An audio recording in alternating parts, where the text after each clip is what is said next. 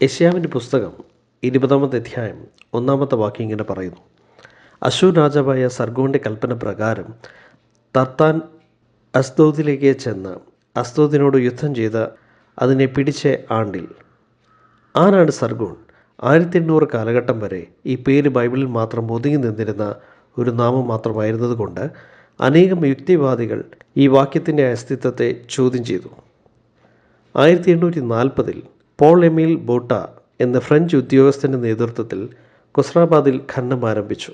തുടക്കം മുതൽ ദൗത്യം വിജയം കണ്ടെത്തി. വിചിത്രമായ ശില്പങ്ങൾ, കൂറ്റൻ മതിലുകൾ വെളിച്ചത്ത് വന്നു. 1849-ൽ അദ്ദേഹം മോണ്യുമെൻറ്റ്സ് ഓഫ് നിനവേ എന്ന പുസ്തകം പ്രസിദ്ധീകരിച്ചു. പിന്നീട് ഈ നഗരം സർഗോൺ രണ്ടാമൻ്റെ കൊട്ടാരം നിലനിന്നിരുന്ന ദുർ-ഷാരൂക്കിൻ എന്ന പട്ടണമായിരുന്നു എന്ന് തിരിച്ചറിഞ്ഞു. അസീറിയൻ രാജാവായ സർഗോൻ്റെ അസ്തിത്വം ഇനി ചോദ്യം ചെയ്യപ്പെട്ടില്ല. ഇന്ന് സർഗോൻ്റെ കൊട്ടാരത്തിൽ നിന്നുള്ള കൂറ്റൻ ശില്പങ്ങൾ, ഭീമാകാരമായ ചിറകുള്ള കാളകളും മറ്റവശിഷ്ടങ്ങളും ലോകത്തിലെ മഹത്തായ മ്യൂസിയങ്ങളിൽ കാണാം.